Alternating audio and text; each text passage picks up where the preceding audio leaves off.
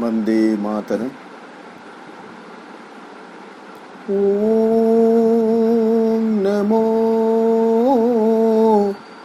भगवते श्री अरविंदाय।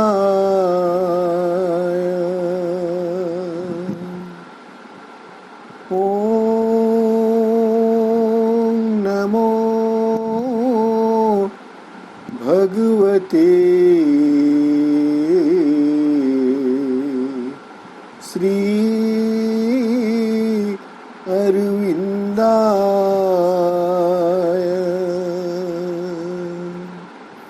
ॐ नमो भगवते श्री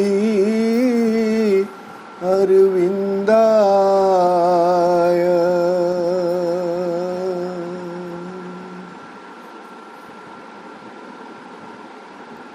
नमामि श्रीमातृमीरा अरविंदो। शुभ संध्यार शुभेच्छा। आज ये पाठचक्र कार्यक्रम रे उपस्थित थिबा सम्मानस्पद समस्त भाई अपा, बरगढ़ जिला श्री अरविंद पाठचक्र संगठन आनुकूल्य रे आयोजित यह मिलित पाठचक्र कार्यक्रम प्रत्येक मंगलवार श्री अरविंद रचना समूह जोटा रही CWSA volume 36 autobiographical notes and other writings of historical interest, यही ग्रंथटी रे श्री अरविंद विभिन्न व्यक्ति विशेषों को भिन्न भिन्न समय रे भिन्न भिन्न प्रसंग रे पत्र लिखिछंती, चिठी गुड़िक लिखिछंती। जो पत्र गुड़िक की व्यक्ति मानकर जिज्ञासार उत्तर, किंतु यह हमको फास्ट हैंड इनफॉरमेशन एक गवेषणा रे प्राइमरी सोर्स बोली कहा जाए, एक प्राथमिक तथ्य हमको प्रदान करे श्री अरविंद जीवन संबंध रे। चिठी गुड़िक व्यक्तिगत होइथिले सुद्धा, तत्कालीन प्रसंग को आधार करी होइथिले सुद्धा, ताहा व्यक्तिगत होई नाही, ताहा सार्वजनीन होइछि। ताहा तत्कालीन प्रसंग को केवल इंगित वा संकेत करू नाही, वर्तमान मध्य तार प्रासंगिकता रही। मुख्यतः जेतेबेले आमे साधना उपयोगी वार्ता से पत्र गुड़िक पाऊ, आमको लगे सते जमीती यही गोटे उत्तर मुझे परम गुरु परम प्रभु परम मार्गदर्शक चाहूली। हाँ, एक कथा भिन्न जे आमे मार्गटी पाईगला परे, परामर्शटी पाईगला परे, दिग्दर्शनटी पाईगला परे आमे ताको केते जीवन रे प्रयोग करि पारजु भिन्न कथा। तथापि पाठचक्र कार्यक्रम में उपस्थित थिला बेले आमको निश्चित भाव में ये लगे जे यह मो पाई अत्यंत उपयोगी, यह ही मोर यथार्थ जीवन को तैयारी करिबारे सहायक होई परिबो एवं यही भावना नहीं, यही धारणा नहीं आमे आग को बढ़ी पारिबे। विगत अधिवेशन गुड़िक आमे जो पत्र अध्ययन करुचु से पत्र गुड़िक श्री अरविंद मोतीलाल राय निकट को लिखिछंती। यही ग्रंथटी रे मोतीलाल राय निकट को लिखा जाइथिबा 28 पत्र रही, छोट बड़ 28 पत्र भितरु आमे 20 अध्ययन कर सारे। आज 21 नंबर पत्र आरंभ करवा एवं जेतिकी मु प्रस्तुत करिछि सेतिकी भितरे संपूर्ण भाव में साधनार कथा ही कही। तेणु यही चिठीटी को आम कौन तारीख व्यक्ति घटना सहित आदौ न जोड़ी आमको एमिति विचार करने को पड़ो जे सते जमिति इवनिंग टॉक्स सांध्यकालीन बैठक जोटा श्री अरविंद करी आसुथिले साधक मानक सहित ठीक सेमिति आमे भाविबे जे आमे माने जदिओ साधक कि साधिका मु कहि परिबे नाही बा को लेवल रो को ग्रेड रो आमे कहि परिबा नाही, तथापि आमको एमिति भाविबाकु पड़िबो। आमे तो अनेक प्रवचकंकर प्रवचन टीवी रे देखुछु बा केते बेले प्रत्यक्ष भाव में कौन सी प्रवचन कार्यक्रम को जाइकरी सेमिति गुटे गुरु प्रवचन दौथुबा बा महापुरुष प्रवचन दौथुबा आमे शुणुछु। वर्तमान किछि समय पाई कल्पनार चक्षुरे भावनार भूमि रे आमे एमिति विचार करि परिबा कि एमिति एक दृश्य देखि परिबा कि तांकर से अपूर्व ठाणी रे चौकी उपरे प्रभु बसिछंती एवं आम मैंने चतुपार्श्वे बसीचु एवं सते जमीती प्रभु आमको कहउछंती, आमको उपदेश दौरान, आमको परामर्श दौरान, आमको मार्गदर्शन कराउछंती। कारण एमिति जदि दृश्यटीए आम आमर कल्पना चक्षुरे देखिपारे ताहले कथार जो गभीरता रही से गभीरता टिके अधिक निश्चित भाव में आमको भेदिब।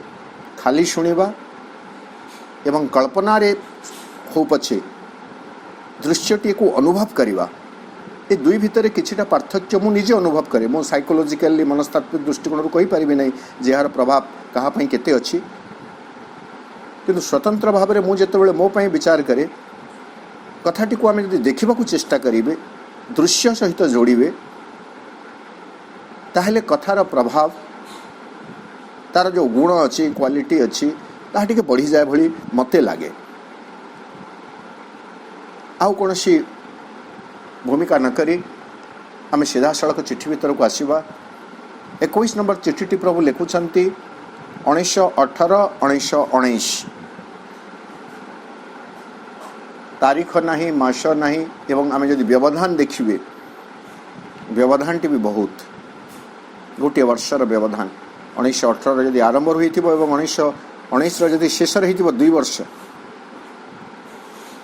तथापि नोट्स जहाँ लिखा जाउछि जे ए चिठीटी कौ समय प्रभु लिखिछंती नहीं कहा जाउछि जे ए चिठीटी संभवतः Shri Aurobindo after the armistice in November 1918 was signed. ए आर्मिस्टिक कौन मोतीलाल राय निकट को लिखुवा चिठी किछि चिठी गला परे आमे देखुछु बारंबार जो 1914 पर जहाँ सब चिठी रही जहाँ मोतीलाल राय को लिखिछंती से सबु चिठी रे युद्धर किछि वृत्तांत बा युद्धर किछि विवरणी निश्चित भाव में रोचे। से समय रे मु कहितिली जे एटा सही समय जो समय रे प्रथम विश्वयुद्ध आरंभ हो जाइछि एवं प्रथम विश्वयुद्ध सरुछि नवेम्बर 1918 रे। तेणु ए जो चिठीटी संभवतः आर्मिस्टिक साइन हला परे, आर्मिस्टिक माने होछि युद्ध विरति, सीज फायर भी कहा जाए, सीज फायर रु टिके अधिक पावरफुल होछि आर्मिस्टिक, आउ टिके अधिक स्पष्ट होछि आर्मिस्टिक। जो दुई पक्ष युद्ध करुथिले allied power and central power, केंद्र शक्ति और मित्र शक्ति, 1914-1918 प्रथम पर्याय रे केंद्र शक्तिर विजय होइछि, किंतु परवर्ती समय रे केंद्र शक्ति क्रमशः हारिबा आरंभ होइछि। तबरे फाइनली 11 नवेम्बर 1918 रे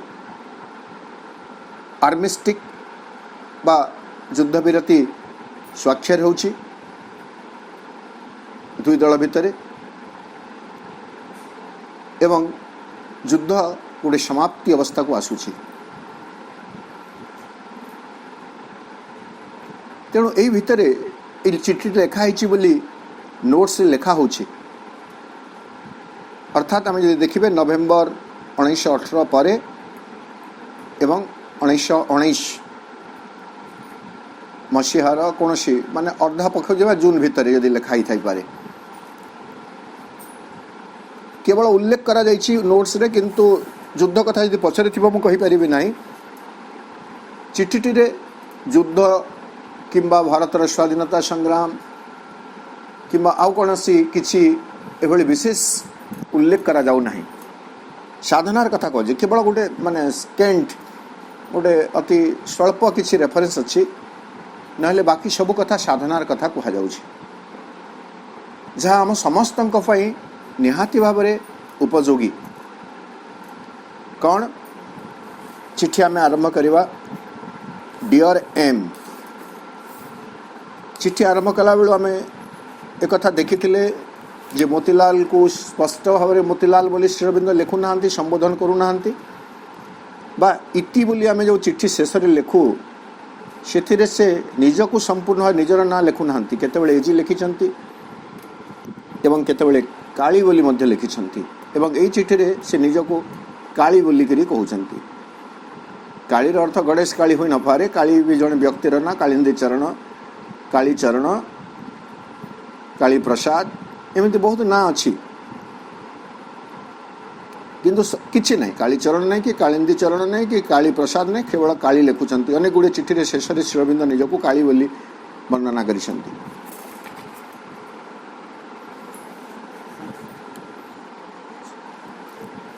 आम चिट्ठी देखा dear M, if you want discipline the first thing of that kind I would impose on you और ask you to impose on yourself is self discipline, आत्म संयम, and the first element in that is obedience to the law of the yoga I have given to you.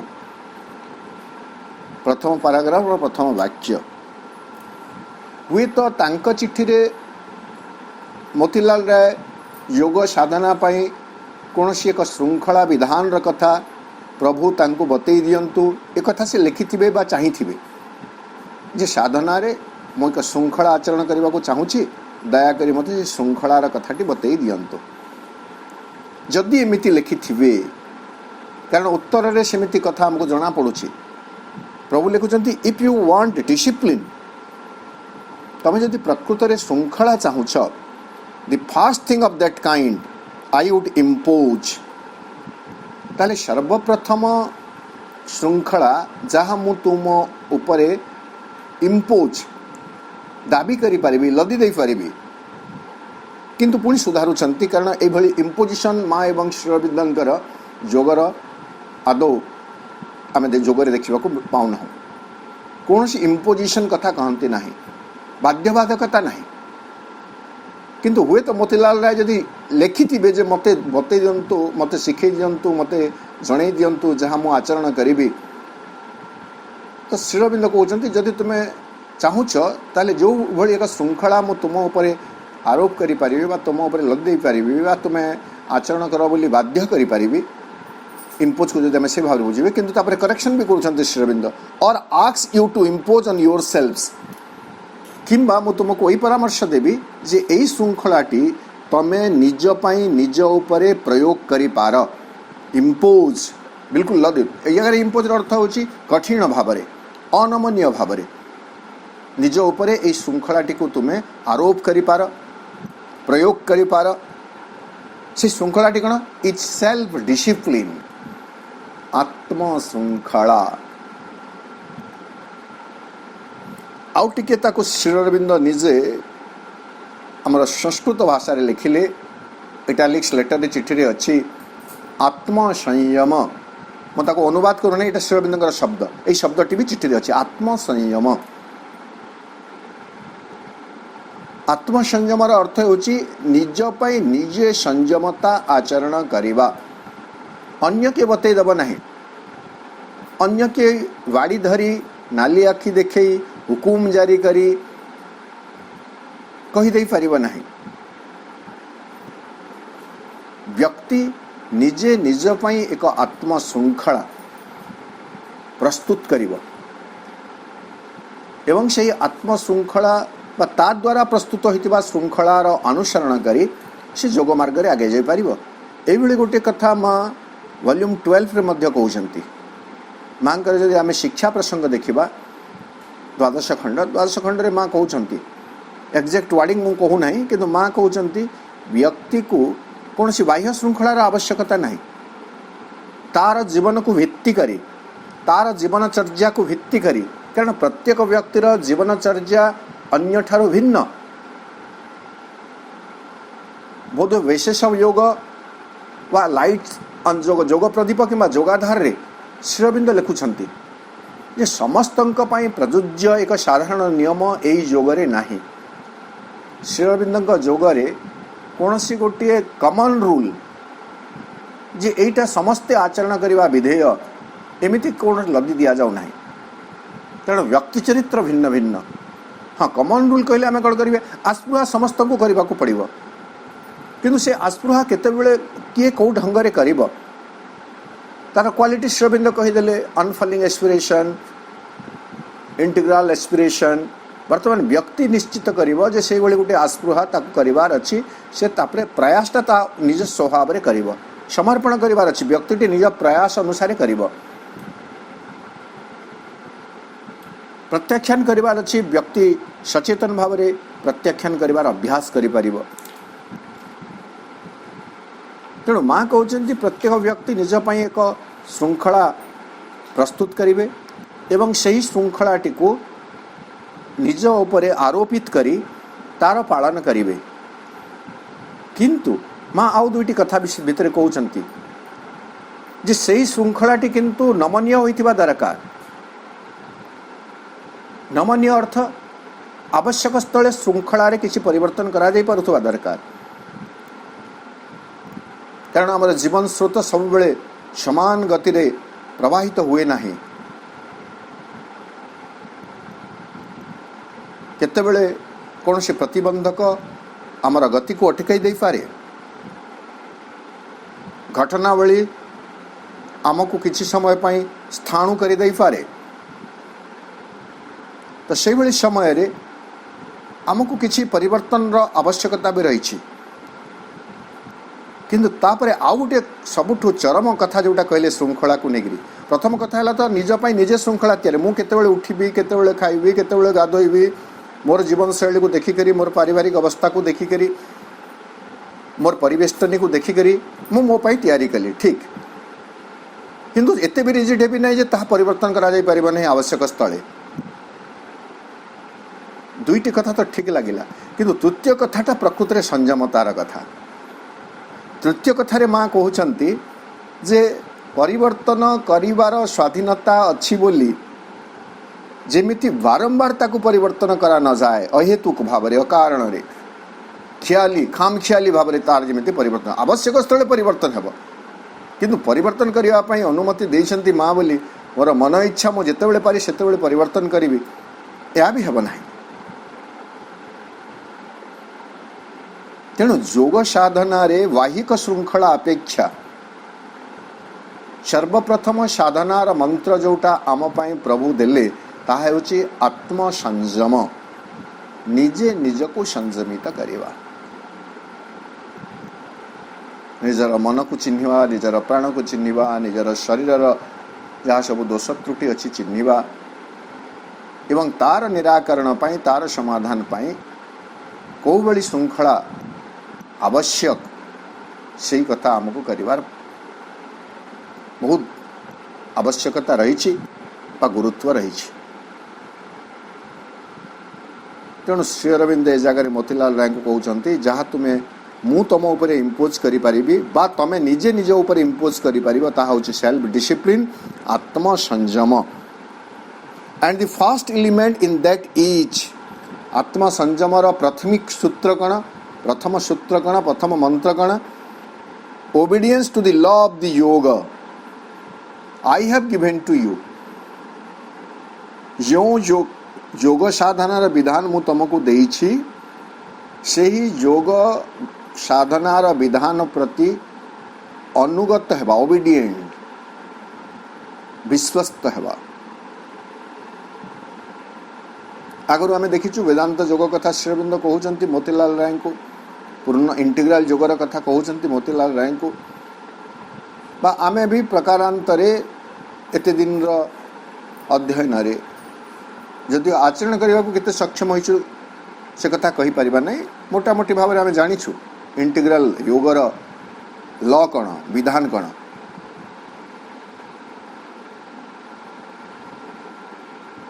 गोटे है स्पृहा आ गोटे है करुणा आ गोटे है श्रद्धा निष्ठा समर्पण रे गठित अंतकरण,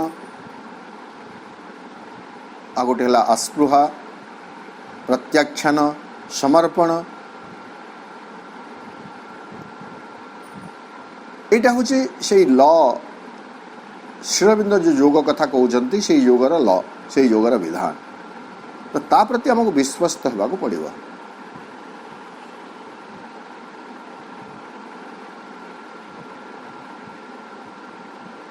यहाँ प्रथम वाक्य श्री अरविंद कहले क्या मोतीलाल राही को ना आम समस्त को, निश्चित भाव में यह आम समस्त प्रযোज्य। आज भी जदि आम प्रभुंकर स्थूल उपस्थिति चाहूँ, स्थूल परामर्श चाहूँ, मत देखि प्रभु कहते मो पाखक चिट्ठी लिखिं, मुझे यही कथा प्रत्यक्ष करने को चाहूँगी ताहले मु यही कथा को प्रत्यक्ष विचार भीतर को नहीं पारिबी जे मो पाखक ये गोटे चिट्ठी प्रभु लिखिं, जे मते आत्म संयमता आचरण करिवार अछि, योगर विधान प्रति अनुगत हेबार अछि। जो योग मार्ग रे मो यात्रा आरंभ करिछि, जो दिन मो माँ एवं प्रभु को स्वीकार करिछि, से दिन मो जड़े जोगी पलटि जाइछि, जड़े साधक हो जाइछि। कौन खाऊछि, कौन पिंधुछि, कौन वृत्ति अवलंबन करिछि ताहा बड़ कथा नुह। मो माँ श्रीबिंद को जीवन रे हाँ बोली स्वीकार करिछि माने मु साधकटीए हो जाइछि। किभली जड़े साधक, पूर्ण जोगर जड़े साधक। यही गौरव नहीं मते निजको आगको बढ़िबा को हेबो। एटा होची सेल्फ एप्रिसिएशन। ई जगह सेल्फ एप्रिसिएशन, आत्म प्रशंसा आदौ गोटे औद्धत्य होई न पारे, अहंकार होई न पारे। निजे निजको सर्टिफाई करिबा, आत्मस्वीकृति, यश I M A Yogi, I am ए साधक। अब व्हाट डिग्री, अब what grade, it does not matter. Amal Kiran, Nirod Baran एमाने को ग्रेडर साधक, एमपी पंडित आउ अन्यान्य समस्ते को ग्रेडर साधक एवं मु को ग्रेडर साधक, यह विचार करिवार कौन सी आवश्यकता नहीं। सब बेले प्रसंग में गोटे कथा दृष्टांत देकर कही, मन करंतु गोटे एजुकेशनल इंस्टीट्यूशन अच्छी, जो एजुकेशनल इंस्टीट्यूशन रे केजी रु नहीं पीजी पर्यंत क्लास अच्छी। केजी पिला भी अच्छी, पीजी पिला भी अच्छी, कहीं क्या तुलना करती नहीं। पीजी वाला केजी पिला को तिरस्कार करिवार कौन सी माने कौन कहे कौन सी प्रकार तार भूमिका नहीं। जे देख मु पीजी करुच्छे, पिला गुड़ा केजी पढ़ुंट बा केजी पिला मुंड उठेकरी एमती पीजी पिला को देखिकरी विषादग्रस्त होबार किछि नहीं। जे देख से माने पीजी पढ़ीगले मु केजी पढ़ुछि। रेदर आमे समस्ते निश्चित भाव में निजे निजको गौरवान्वित मन करेंगे जे मु से भली गोटे विद्यालय अच्छी, पूर्ण जोगर विद्यालय अच्छी। आज ना लिखाई ना किसी क्लास उत्तीर्ण हेले, यहाँ बड़ कथा नुह। मु जड़े पूर्ण जोगर साधक, मु जड़े रूपांतर जोगर साधक। आरंभ करिछि, किछि बाट जाइछि, नहेले आज जस्ट जॉइन करिछि, आज ही मु ना लिखाई। किंतु मु तो सही अनुष्ठान को आसीगली ना, तापर मते अनुसरण करिवार अछि। सिलेबस जहाँ अच्छी, कोर्स जहाँ अच्छी ताको अनुसरण करिवार अछि।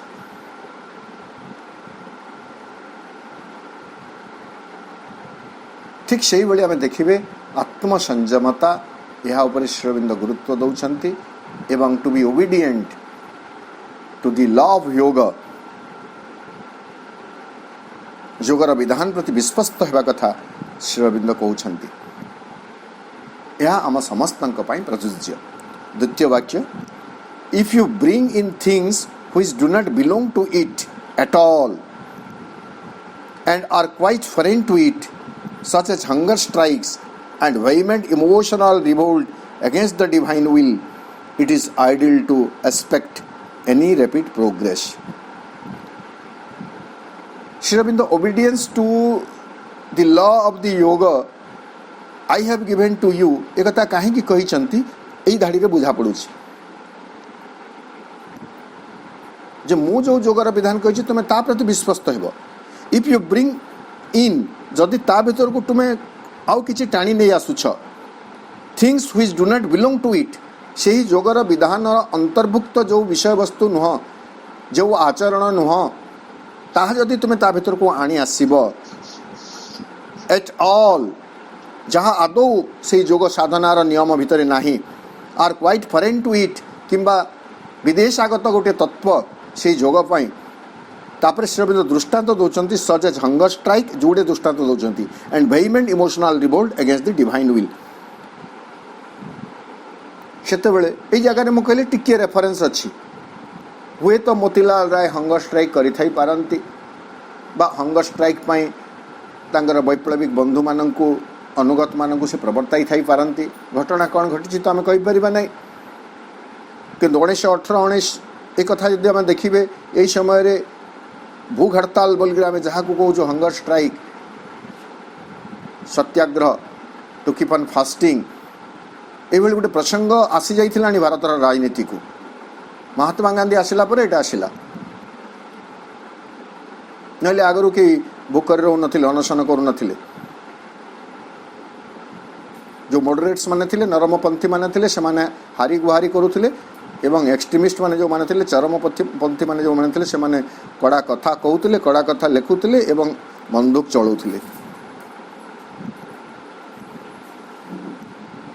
हंगर स्ट्राइक रे गोटे इमोशनालिटी रही भाव प्रवणता रही आमे समस्ते कथा जानू केबे केमिति आरंभ है हंगर स्ट्राइक आज सब जगार अच्छी घरे आम न खाई करी आउ जनकर भाव प्रवणता को स्पर्श करने को चेष्टा करूँ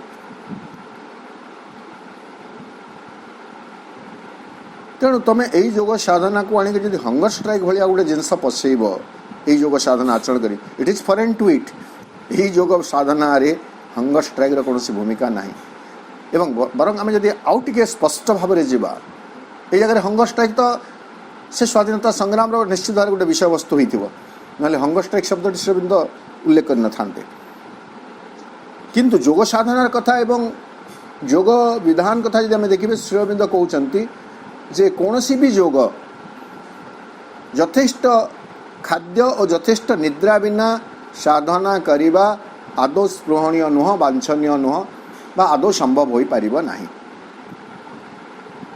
एमिति मर्मरे श्रीरबिंद गोटे वाणी अच्छी जे कौनसी योग भी sufficient food and sufficient sleep यथेष्ट खाद्य एवं यथेष्ट निद्रा बिना संभव साधना करने संभव नुह एवं से परिप्रेक्षी में से श्रीमद् भगवद गीता को कोट करुछंती उद्धृत करुछंती एवं श्रीरबिंद कहउछंती से भगवद गीता रे कौन कह जाइछि युक्त हार विहारस्य युक्त चेष्टस्य कर्मसु युक्त स्वप्नावबोधस्य योग भवति दुःखः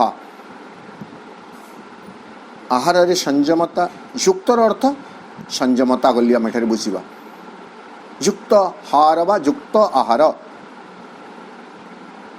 संयमतार आहार रे संयमता आहार रे निषेध कथा कह जाऊ नहीं साधना रे आहार रे संयमता संयमतार अर्थ भी कौन खाइब बेसी गुरुत्व श्रीरबिंद दौ नाहंती संयमतार अर्थ होची मांकर जदि आम लेखा को देखिबे केते बेले खाइबे को मनोभाव रे खाइबे यही सब विषय रे आम सचेतन होगा दरकार आम खाद्य कहीं खाऊछु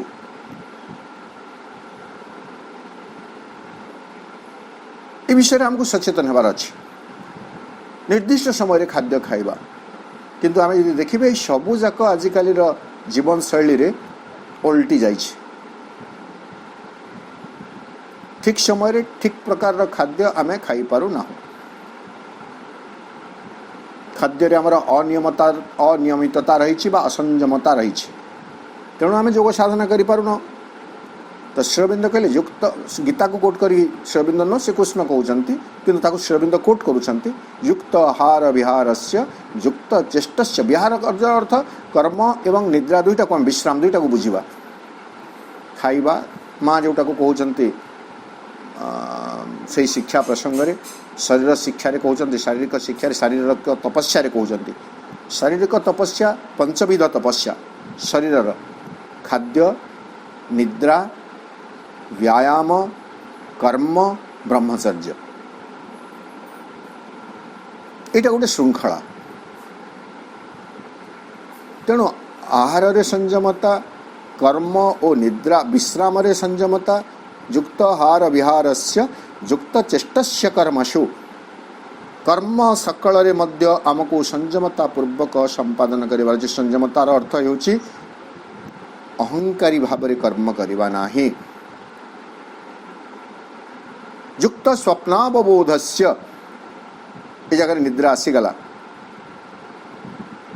ସ୍ୱପ୍ନ କହିଲେ ଯଦି ଆମେ ନିଦ୍ରିତ, ନିଦ୍ରାରେ ସଂଯମତା, ଚେତନ ଅବସ୍ଥାରେ ସଂଯମତା।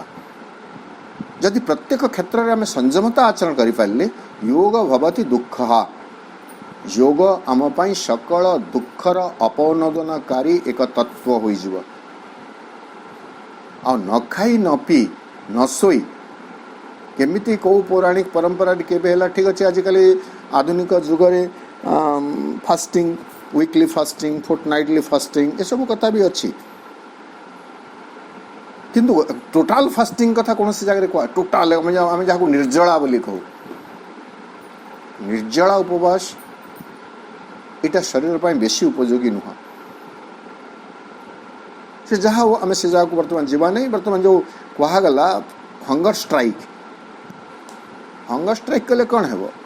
ଆଉ ଜଣକୁ ତୁମେ ପ୍ରଭାବିତ କରିପାରିବ ସତ ଇମୋସନକୁ, କିନ୍ତୁ ନିଜେ ତ କଷ୍ଟ ପାଇବ ନା। ଶରୀରରେ ଯେଉଁ ମେଟାବୋଲିଜମ୍ ଅଛି, ସେ ମେଟାବୋଲିଜମ୍ରେ କିଛି ଅସନ୍ତୁଳନ ରହିବ। ଇକ୍ୱିଲିବ୍ରିୟମ୍ ଯେଉଁଟା ଆମେ କହୁଛୁ ସନ୍ତୁଳନ, ଯେଉଁଟା ସେ ସନ୍ତୁଳନ ବିଗିଡ଼ିଯିବ। ବିଗିଡ଼ିଗଲେ ଇମିଡ଼ିଏଟଲି ନହେଲେ ବି, ତତ୍କ୍ଷଣାତ୍ ନହେଲେ ବି, ଲଙ୍ଗ୍ ରନ୍ରେ କିଛି ନା କିଛି ବିକୃତିକୁ ସେ ଜନ୍ମ ଦେବ। ମନେ କରନ୍ତୁ ଆମେ ଖାଇବା ନାହିଁ, ଶରୀରଟା କ'ଣ ଗୋଟେ ପ୍ରକାରର ଅଟୋମେଟିକ୍ ମେସିନ୍, ସ୍ୱୟଂଚାଳିତ ଗୋଟେ ଯନ୍ତ୍ର। ମନେକର ଗୋଟେ ଅଭ୍ୟାସରେ ପଡ଼ିଯାଇଛି, ମୁଁ ଖାଦ୍ୟ ଖାଉଛି, ଖାଦ୍ୟ ଖାଇଲେ ଗୋଟେ ନିର୍ଦ୍ଦିଷ୍ଟ ସମୟରେ ଏନ୍ଜାଇମ୍ ନିର୍ଗତ ହେଉଛି ଖାଦ୍ୟକୁ ହଜମ କରିବା ପାଇଁ। ମୁଁ ଖାଦ୍ୟ ଖାଇଲି ନାହିଁ, ସେଇଟା ସେ ଜାଣିପାରିଲା ନାହିଁ। ଯିଏ ଏନ୍ଜାଇମ୍ କ୍ଷରଣ କରିବ, ସେ ବର୍ତ୍ତମାନ ଏନ୍ଜାଇମ୍ ଦେଇଦେଲା। ସେ ଏନ୍ଜାଇମ୍, ଆଉ ତ ଖାଦ୍ୟ ତ ନଥିବ, ସେ କାହାକୁ ହଜମ କରିବ? ସେ ଏନ୍ଜାଇମ୍ ସେମିତି ରହିଲା, ଆଦର ଗଚ୍ଛିତ ରହିଯିବ, ନହେଲେ ଆଉ କ'ଣ ହେବ? ନହେଲେ କେଉଁ ଅଙ୍ଗ ପ୍ରତ୍ୟଙ୍ଗକୁ ମଧ୍ୟ ତାହା କ୍ଷତି କରିବ।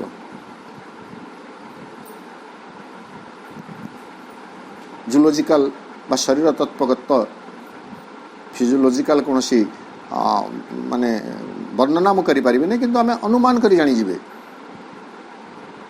ଗୋଟିଏ କଥାର ଆବଶ୍ୟକତା ନାହିଁ, କିନ୍ତୁ ଆସିଗଲା ମାନେ ସେ କ'ଣ କରିବ?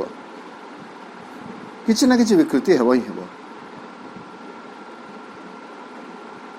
ହଙ୍ଗର ଷ୍ଟ୍ରାଇକ୍ ଏବଂ ଏଇ ଯେଉଁ ଫାଷ୍ଟିଂ, ହଙ୍ଗର ଷ୍ଟ୍ରାଇକ୍ କଥା ନାହିଁ, ଫାଷ୍ଟିଂ କଥା ଆମେ ସମସ୍ତେ ଜାଣିଛୁ।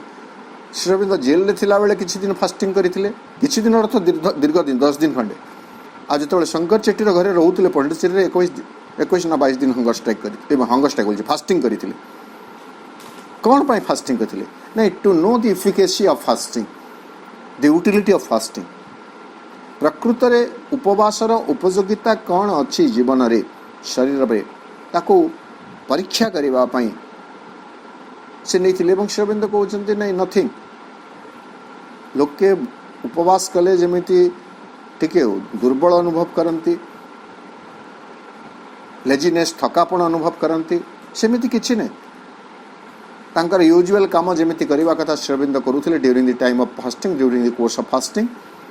And when Hi broke the fasting, ଆଉ ଗୋଟେ ଯେଉଁ ପାରମ୍ପରିକ କଥା ଅଛି ଯେ ଫାଷ୍ଟିଂକୁ ବ୍ରୋକ୍ କଲାବେଳେ ଆମେ ଯେତେବେଳେ ଉପବାସ ଭାଙ୍ଗୁଛୁ, ସେତେବେଳେ କିଛି ଫଳରସ ବା ପାନୀୟ, ତରଳ ପାନୀୟରୁ ଆରମ୍ଭ କରିବା କଥା, ଯେଉଁଟା ଲଘୁପାକ ହୋଇପାରିବ, ଲଘୁପାଚ୍ୟ ହୋଇପାରିବ।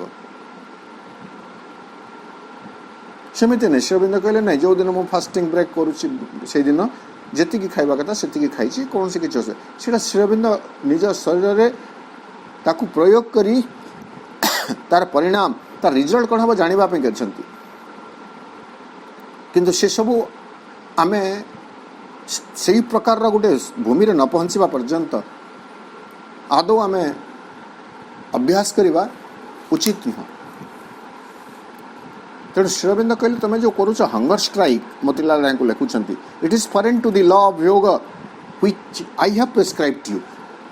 ଯେଉଁ ଯୋଗର କଥା ମୁଁ ତୁମକୁ କହିଛି, ସେଇ ଯୋଗର विधान अनुसार एठारे भू हड़ताल कौन भूमिका नहीं. It is foreign to this law. मो जोग साधनार विधान पाई यह होची एक विदेशी तत्व, अर्थात यह को ता भितर सामिल करा जाई परिबो नहीं. एवं द्वितीय कथा कहले emotional vehement emotional revolt against the divine will. एटा को वर्तमान आम कमनली नहीं पारे. Vehement emotional revolt against the divine will एटा भी आम करूँ. भी आम करूँ. आमर किसी तो व्रत परंपरा अच्छी जोठारे उपवास अनिद्रा रहिबार परंपरा रही से दिन तो आम ताहा करूँ. बेले बेले आमे आमर कौन शर्त पूरण करने पाई भौतिक आवश्यकता को पूरण करने पाई भगवान ठारे दाबी करी तांको मध्य इमोशनली ब्लैकमेल कला भली आम चेष्टा करूँ. नहीं मोर अमुक कथा पूरण न हेबा पर्यंत मु आपणक पाखरे पड़ी रही थी. खाइबा गाधोइबा शोइबा किछि करिबी नहीं, वर्जन करिबी. आम पश्चिमांचल रे ताको अधिया पड़िबा पाल पड़िबा बोली कहती. अधिया पड़िबा बोधे ओडिया भाषार गोटे शुद्ध शब्द होई थाई पारे, किंतु आम पश्चिमांचल रे पाल पड़वाटा बोलसन. पाल पड़वाटा अर्थात कौन से गोटे स्थूल आवश्यकता अच्छी, भौतिक दाबी अच्छी, संतान संतति हो नाहंती कि माओ किछि हो नहीं बा आउ किछि शर्त पूरण करिवार अच्छी, ताहले जाइकरी मंदिर रे जाइकरी से साष्टांग सेठारे पड़ी थिबे. दिन नहीं राति नहीं, खाइबा नहीं पीवा नहीं, किछि नहीं. एटा कौन vehement opposition, emotional opposition to the divine will. भगवान कर संकल्प मते भगवान जन्म देइछंती, मोर जन्म जातक तांक पाखरे अछि, मते तो विनाश करवा पाई ध्वंस कर देवा पाई भगवान मते जन्म दे नांती. प्रथम कथा आमको बुझी जबार अछि जे केवल कष्ट भोग करबा पाई कष्ट मो जीवन को आसु नहीं. कहवा पाई तो बहुत सहज लगुच वर्तमान जे तो कहबार सुजोग मो पाई कही दउछि, किंतु जीवन रे कथा को स्वीकार करबा केते बड़ साधना आमे निजे जानि जबा दरकार. जे आमे जीवन रे कष्ट भोगुछु, कष्टर स्वरूप अनेक, भिन्न भिन्न व्यक्ति पाई कष्टर संज्ञा दुखर संज्ञा भिन्न भिन्न होई पारे. एवं एथिपाई आमर जो गोटे साधारण अभियोग कष्ट केते मात्रा रे आमे भोगुछु, को प्रकार रा कष्ट भोगुछु, ये सब अलग कथा, किंतु गोटे कमन अभियोग गोटे कमन शर्त बा कमन तत्व रे जोटा पहुंची जाए मनुष्य ताहा जे भगवान जानी शुणी ताकू ता जीवन रे कष्ट दौछंती, अन्य मानंकु आराम रे रखिछंती, मते कष्ट दौछंती. भजन जणाण ए सब रे कहा गला.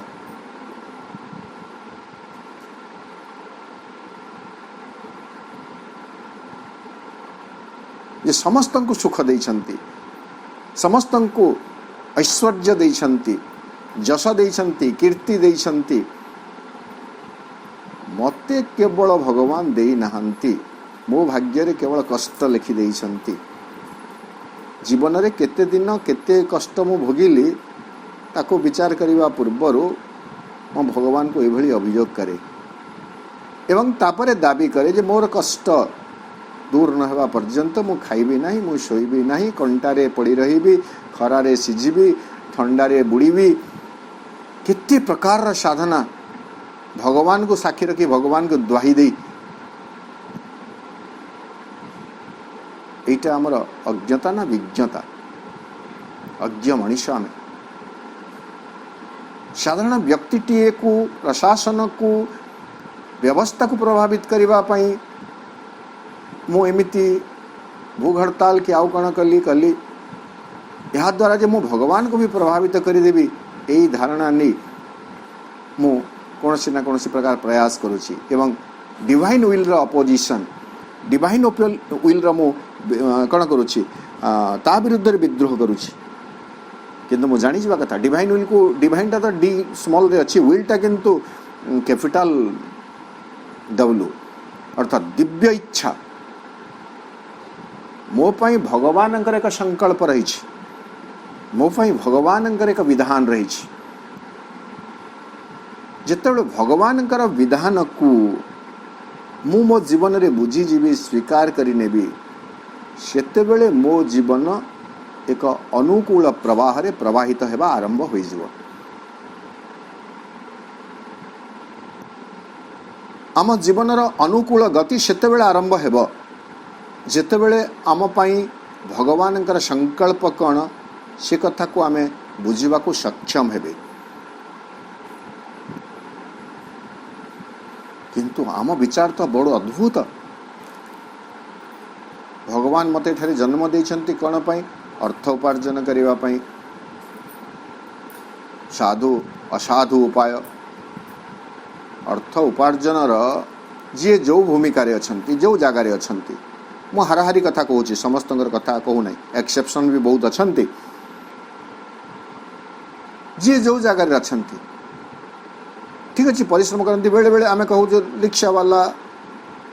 रिक्शा वाला सब शारीरिक परिश्रम करुच्ची, किंतु बेले बेले से माने भी गोटे अवांतर मूल्य कथा कहती, कम बाट को बेसी पैसा से माने कहिबे।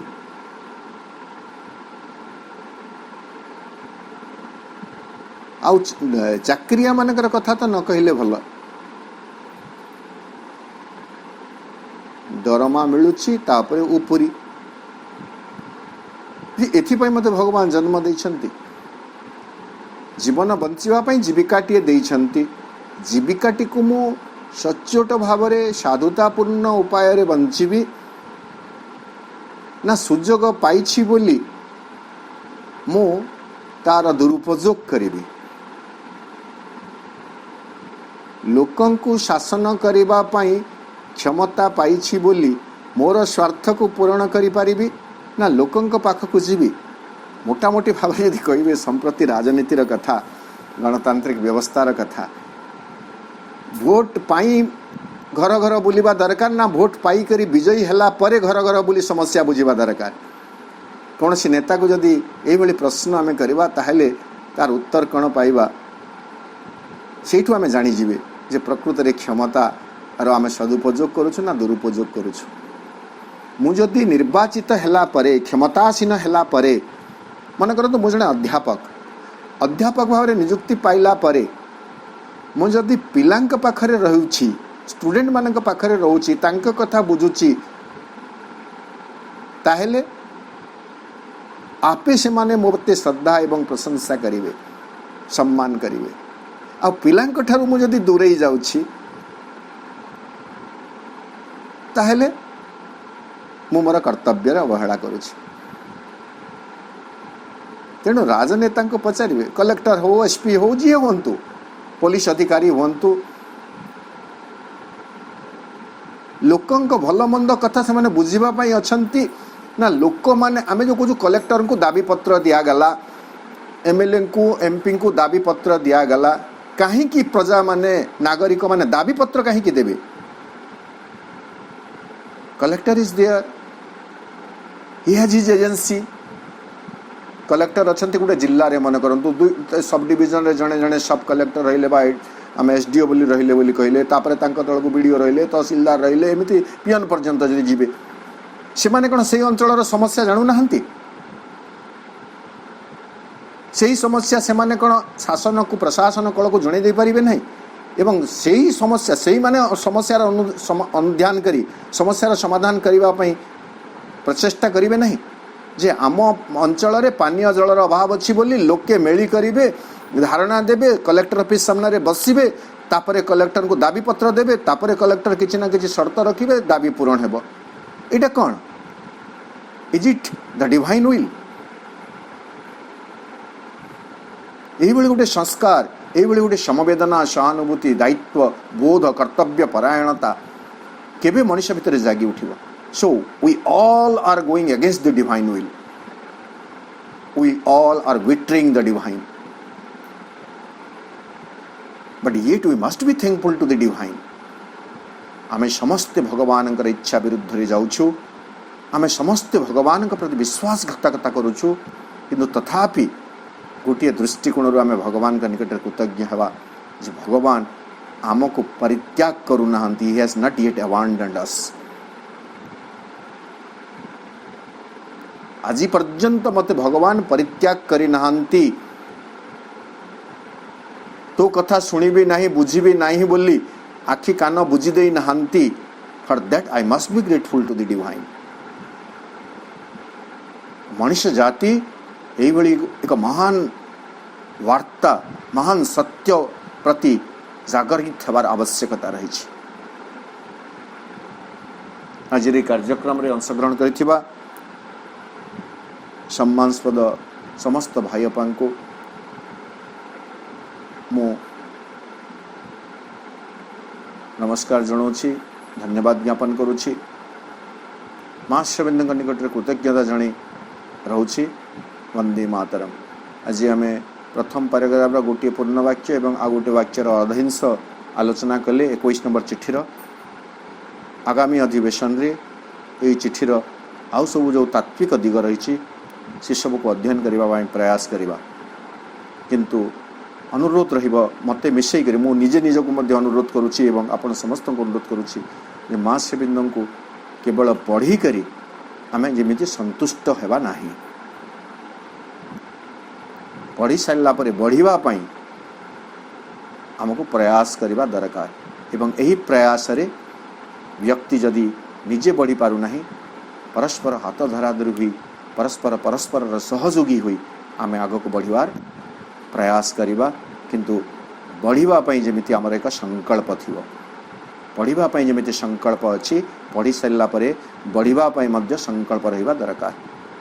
पुणी थरे समस्त को धन्यवाद, मां निकट कृतज्ञता। वंदे मातरम।